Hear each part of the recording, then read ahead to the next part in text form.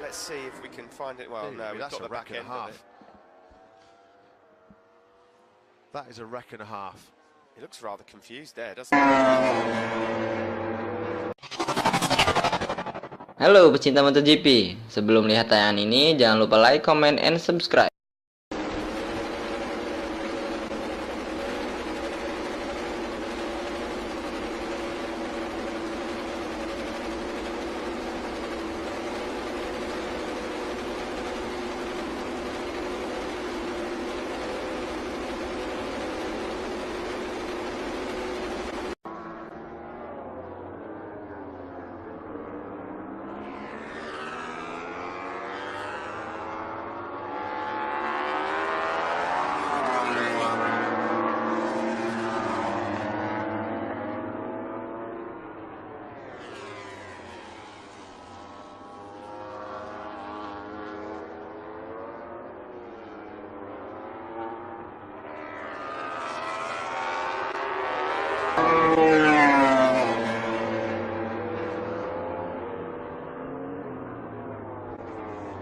All round for Rossi and for Yamaha.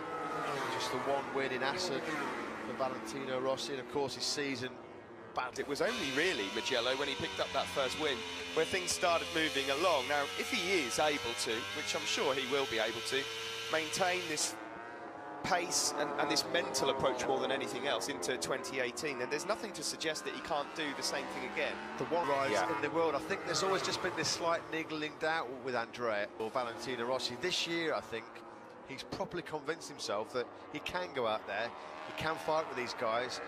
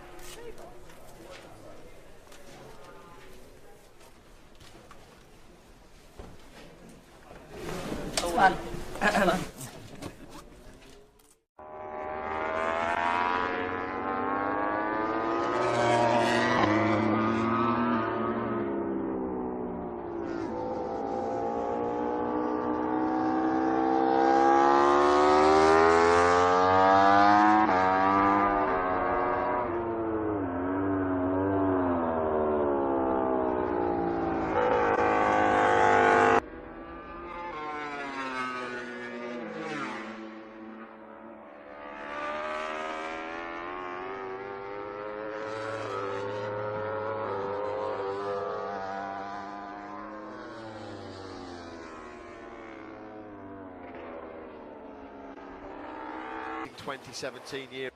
I've got to say, Steve, when he reflects, when he goes home after Valencia and sits on the couch and watches the year back, he can take great pride in his achievements this year. Never have we seen Andrea Dovizioso put up a fight for points and championship position, 9th overall this year. He'll want that to turn around after what looked like a promising start. got to a factory Honda rider, Steve. Rossi's crash. You know what, I thought I heard in the back of my headset a bit of crashing and banging, and unfortunately it was the doctor on the floor, Valentino Rossi, then, who was running in 8th place in this session. His airbag's gone off. That looks like it's at turn number 10 as well. You don't have a slow crash at turn 10. Oh dear me. Oh goodness, he has absolutely destroyed one of the Yamahas there. They said that in the garage there were 3 Yamahas Valentino Rossi. I can pretty much categorically say there are now 2. That one is going straight to the skip. That is absolutely trashed. Valentino's having a good look round there to see what is actually... They might need to red flag this to get something to take that out of the gravel. I don't know how the marshals are going to be able to move it. That is incredible. It's a rare sight just to see Valentino going down during testing, to be honest, but he has done a proper job on that. I don't know if that's the 16 or 17 frame, but what I do know is you're not going to do another lap on that one. I don't know how, I'm not quite sure how they're actually going to make that bike move. Depends on whether, I suppose, the swing arm is still in one piece. Let's see if we can find it. Well, no, we've got the back end of it. That is a wreck and a half. He looks rather confused there, doesn't he, Valentino? I would imagine, Steve, your typical turn 10 crash is usually temperature on the right-hand side of the front tyre, just pushing before you've got optimum working temperature. The good news for Yamaha is it's such a vitally important test is that Valentino Rossi seems relatively unscathed. They might be able to move it. You can see the rear seat unit is completely detached. Yeah, they'll be able to move it. The swing arm and the chassis seems to be just about in one piece, but it's a wreck. 124 days without a Moto Gp race, Steve. Well, to start with, you've got 2 days of testing here. So yeah, 2 days of testing, and also we'll have some tests, won't we, going into January and February? Exactly.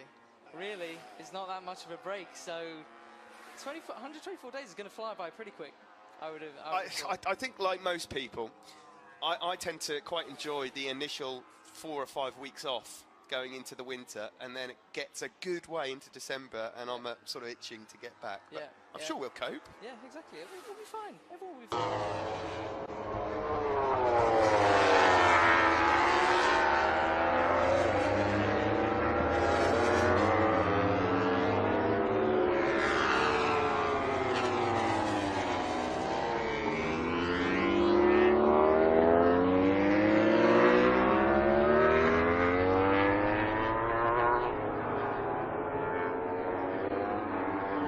And he can beat them.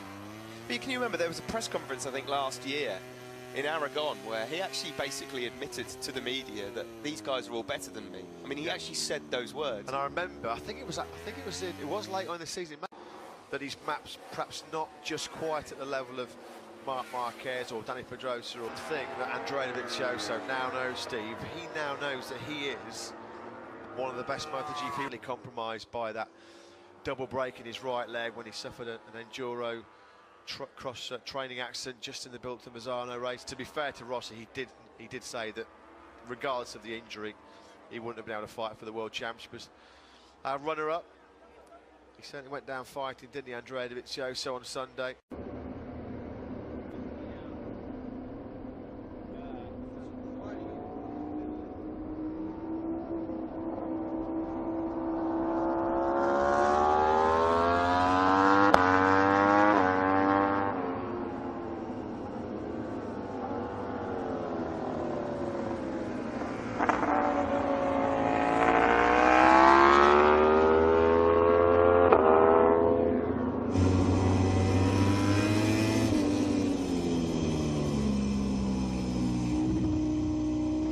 Ducati, they are not allowed any concessions whatsoever, so the engines that they start the year on in Qatar, it's the exact same spec engine that you'll see them race in Valencia. They can't touch the engine at any stage through the year, but Suzuki, Aprilia and KTM all back with concessions next year. Yeah, it was a win-win really for Davide Bruvio, wasn't it? I think he would have rather had the podium for obvious reasons, but That's not a bad plan B, is it?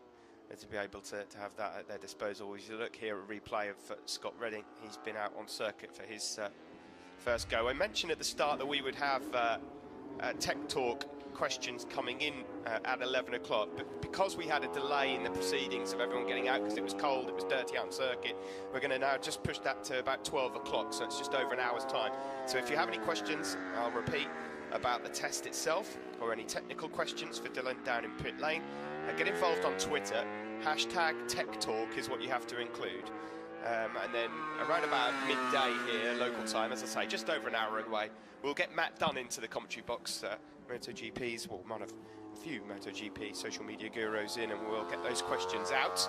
And that gives Matt Burt here a break to go and get a cup of tea as well. Here is Ramon Orin, of course, Taka Nakagami's crew chief last season, or I keep on saying last season, the season that was finished 2 days ago, to Jack Miller. A great person to have by the side of Takaki Nakagami as he tries to develop. Yeah, a good ally to have in your camp, Ramon Orin. So much experience, there's nothing that he does not know about that Honda RC213V. A big database of knowledge in his clipboard and a big database of knowledge between his ears as well for Ramon Orin, so it's a good pick. Of course, he is a direct HRC employee, and that, of course, with HRC not renewing Jack Miller's 3-year contract, it meant that Ramon Orin also was available. So taken out of the Mark VDS setup with no factory Honda support for the Belgian-based team next year, it was always a long-term rumour that Orin would be paired with this man, Taka Nakagami. It seems ever since the confirmation has been sort of, we knew that Nakagami was linked to going to LCR, but it seems as though since that he really has just sort of wound down the gas. If you look at his results on paper at the end of the season, Matt, it doesn't perhaps tell the entire story. He was, of course, pole in Motegi and was leading the wet race for a while before running out of grip, and he looked like he was on for a solid podium in Australia as well, until that crash. So we'll cut him a bit of slack, but his results